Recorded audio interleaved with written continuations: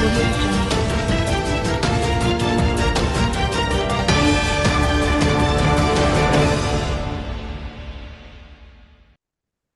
Bapak Ibu sekalian yang saya hormati, yang pertama dari prolog yang disampaikan oleh Pak Ketua tadi, yaitu terkait dengan masa jabatan, dan ini juga terkait dengan revisi Undang-Undang Nomor 6 Tahun 2014 tentang desa, yang pada hakikatnya bicara tentang revisi undang-undang, memang kita tidak hanya bicara tentang masa jabatan kepala desa.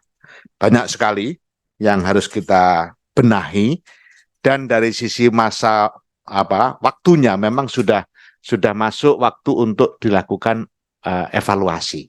Karena 2014 hari ini 2023, sehingga secara usia memang perlu ada penyesuaian-penyesuaian dengan perkembangan yang di luar ekspektasi, yang dulu dikira masih pada tahap ini ternyata sudah melebihi ekspektasinya.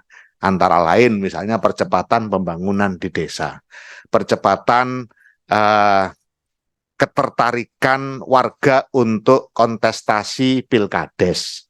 Hari ini sangat menarik pilkades itu, sehingga kita bisa menemukan banyak sekali kader-kader muda yang potensial yang menjadi kepala desa. Dan rata-rata sepanjang pemantauan saya kunjungan ke desa, ketika kepala desanya itu masih muda, itu menjadi sangat produktif. Meskipun kadang-kadang ada kebablasan, apa bahasa Indonesianya kebablasan itu, agak kebablasan sedikit gitu, karena memang kemauannya banyak, tanpa bermaksud mengulang kalimatnya ketua komite tadi yang kemauannya banyak. Nah, oleh karena itu di dalam revisi ini kita ada beberapa selain masa jabatan, yaitu bisa dibuka di halaman 12, slide 12. Nah, mungkin kami tidak akan menyampaikan secara detail pasal per pasal, karena itu nanti mohon dibaca dan dikoreksi untuk dapat masukan. Di halaman 12 kita sampaikan pokok-pokok usulan Kementerian Desa, nanti yang dari Balik bisa dipelajari juga, agar ditegaskan urusan bidang pembangunan desa, perencanaan, pelaksanaan, pengawasan, yang berdasarkan Pancasila, Undang-Undang Dasar Negara Republik Indonesia tahun 1945, Negara Kesatuan Republik Indonesia, dan Bhinneka Tunggal Ika. Jadi yang dimaksud di sini adalah agar berbagai hal yang terkait dengan sebuah sistem itu ada di desa, tidak dipotong-potong. Mulai perencanaan, pelaksanaan, pengawasan, itu ada dalam satuan, satu kesatuan. Nah, ini yang sangat penting supaya tidak terpisah-pisah antara perencanaan, kemudian pelaksanaan, dan pengawasan. Kemudian yang kedua, agar kepala desa diberi ruang kewenangan secara wajar untuk menilai kinerja perangkat desa. Hari ini kita masih menghadapi masalah konflik kepentingan antara perangkat desa dengan kepala desa pada saat pilkades, di mana perangkat desa pada saat pilkades mungkin mendukung salah satu calon. Nah, sementara tidak ada aturan mundur. Di sisi lain tidak ada aturan memberi kewenangan kepada kepala desa untuk merotasi. Nah, di revisi ini kita usulkan agar itu diberi kewenangan, sehingga pemerintah desa tidak ada permasalahan meskipun perangkat desanya tidak nyambung dengan kepala desa, karena kepala desa bisa diberi kewenangan untuk melakukan penataan. Ini penting banget, karena hari ini misalnya kepala desa tidak bisa merolling sekdes misalnya. Jadi meskipun pada saat pilkades sekdesnya tidak sinkron dengan kepala desa terpilih, dia tetap bertengger sebagai sekdes. Nah, sehingga ada hubungan yang tidak harmonis antara kepala desa dengan sekdes. Nah, ini kita masukkan di dalam revisi Undang-Undang Desa. Pasal 53 misalnya, kita juga mengharapkan agar dicegah terjadinya konflik kepentingan politik dalam penyelenggaraan pemerintahan desa. Ini masih terkait dengan perangkat desa. agar penyusunan RPJMDes, RKPDes, dan evaluasi Raperdes, APBDes sesuai dengan kondisi objektif desa. Ini yang terkait juga dengan SDGs desa.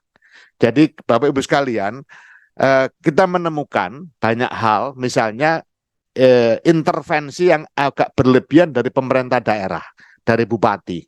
Misalnya di dalam menyusun RAPBDes, bupati ikut turun dalam rangka apa? Dalam rangka agar visi misinya diakomodir di dalam dana desa. Nah, ini yang paling sering kita temukan di situ, sehingga dipaksakan. Sementara desanya tidak membutuhkan itu. Sedangkan kita sedang terus membangun agar perencanaan pembangunan desa tidak dibangun atas dasar keinginan, tapi didasarkan atas masalah. Nah, inilah yang sedang kita bangun sedemikian rupa supaya perencanaan pembangunan di desa itu betul-betul menyelesaikan masalah, bukan menambah masalah baru. Karena kalau perencanaan bangunan didasarkan pada keinginan elit desa, itu sama dengan menambah masalah baru. Misalnya masalah kemiskinan yang paling menonjol di desa itu. Sementara APBDes-nya cenderung banyak digunakan untuk pembangunan yang tidak nyambung dengan kemiskinan. Dan seterusnya demikian rupa. Disitulah maka posisi SDGs desa amat sangat penting untuk memberikan dukungan data sehingga desa punya arah yang jelas. Misalnya untuk capaian goal yang pertama, desa tanpa kemiskinan, pendidikan desa berkualitas, keterlibatan perempuan dalam pembangunan desa, itu poin-poin di dalam SDGs desa yang menjadi guidance bagi desa untuk arah pembangunannya. Kemudian agar penyusunan APBDes dilakukan melalui musyawarah desa. Hari ini penyusunan APBDes tidak harus dengan musyawarah desa. Padahal musyawarah desa itu adalah forum tertinggi di desa. Oleh karena itu di dalam revisi undang-undang kita masukkan APBDes. Yang harus musyawarah desa itu RKPDes. Rencana Kerja Pembangunan Desa. Itu harus musyawarah desa. Tapi APBDes-nya cukup kepala desa dengan BPD. Padahal yang paling penting adalah keterbukaan dan transparansi di dalam pembahasan APBDes. Akan disusun platform pembangunan desa, pembangunan kawasan perdesaan, serta sistem informasi desa dan kawasan perdesaan. Ini kaitannya dengan sinergitas antar desa. Hari ini misalnya Bapak Ibu sekalian, kita masih menemukan satu kesatuan wilayah yang tidak jelas statusnya, sehingga desa sini tidak mau menyentuh, desa satunya tidak mau menyentuh juga. Padahal itu berhimpitan antar desa dan posisinya cukup strategis. Sementara pemerintah kabupaten tidak sempat masuk sampai wilayah sedetail itu karena memang keterbatasan anggaran. Nah, harapannya dengan kawasan perdesaan ini, hal-hal yang sangat strategis tapi pada sisi-sisi perbatasan itu bisa diselesaikan dengan baik.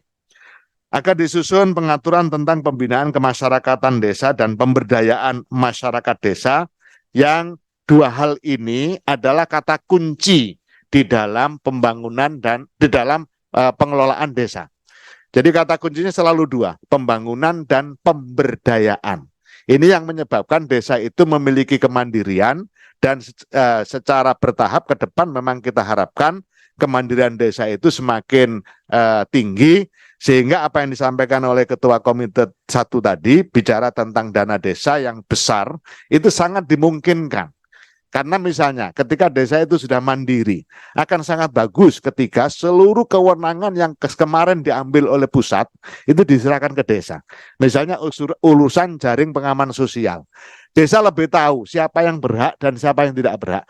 Desa lebih tahu dinamika kemiskinannya. Hari ini miskin, besok enggak, itu bisa terjadi di desa. Nah, kalau itu diserahkan ke desa, maka validitas ketepatan sasaran itu jauh lebih tinggi daripada ditangani oleh pusat, sehingga tidak terjadi pimpinan DPRD Trenggalek dapat bansos, suami anggota DPR RI dapat bansos. Itu nggak akan terjadi karena dilihat dari rumahnya sudah nggak mungkin kan gitu. Misalnya kesalahan data di desa, si Bu Silvi misalnya, Bu Silvi masuk dalam list penerima bansos. Nah, ternyata semua orang kan tahu. Nggak masuk akal kalau Bu Silvi dapat bansos. Nggak usah dicek, orang udah tahu. Masa Bu Silvi dapat bansos? Nggak mungkin dah. Nah, itu pentingnya data di level desa dan berskala mikro. Itulah makanya pada saat COVID kemarin, BLT Dana Desa, kita berikan ruang yang cukup kepada desa untuk melakukan pendataan secara sistematis oleh warga desa berbasis RT dengan 3 orang pendata. Nah, kenapa 3 orang? Supaya ketika tiga-tiganya sepakat bahwa dia berhak menerima BLT, itu memang betul-betul layak untuk menerima BLT. Yang saya sebut dengan kebenaran ijtimaiyah, kebenaran yang disepakati. Kalau 1, mungkin kesimpulannya bisa salah. Tapi kalau 3, tiga-tiganya mengatakan itu layak, maka pasti akan tepat sasaran. Tapi kalau 3 ini 1 mengatakan layak, tidak mengatakan tidak layak, maka akan ada diskusi. 2 mengatakan layak, 1 tidak mengatakan layak, akan ada diskusi. Diskusi pasti mengarah kepada verifikasi. Verifikasi pasti akan menghasilkan data yang valid dan memenuhi syarat untuk diberikan bantuan sosial. Nah, inilah Bapak Ibu sekalian beberapa poin yang kita usulkan di dalam revisi Undang-Undang Desa, di mana tentu penjelasan masing-masing pasal di dalam paparan kami sudah kita sampaikan untuk bisa didalami, dan tentu kami juga sangat berharap ada masukan dan saran dari Bapak Ibu anggota Komite 1 DPD RI. Saya pikir itu yang bisa saya sampaikan yang pertama. Kemudian yang kedua terkait dengan dana desa, tadi sudah saya singgung sedikit, di mana sampai hari ini penetapan dana desa alokasinya itu masih kewenangannya masih ada di Kementerian Keuangan. Jadi yang menentukan formulanya Kementerian Keuangan, yang menentukan besarannya Kementerian Keuangan, yang berhak membagi langsung ke desa-desa Kementerian Keuangan. Kementerian Desa pada posisi memberikan guidance untuk prioritas penggunaan dana desa itu.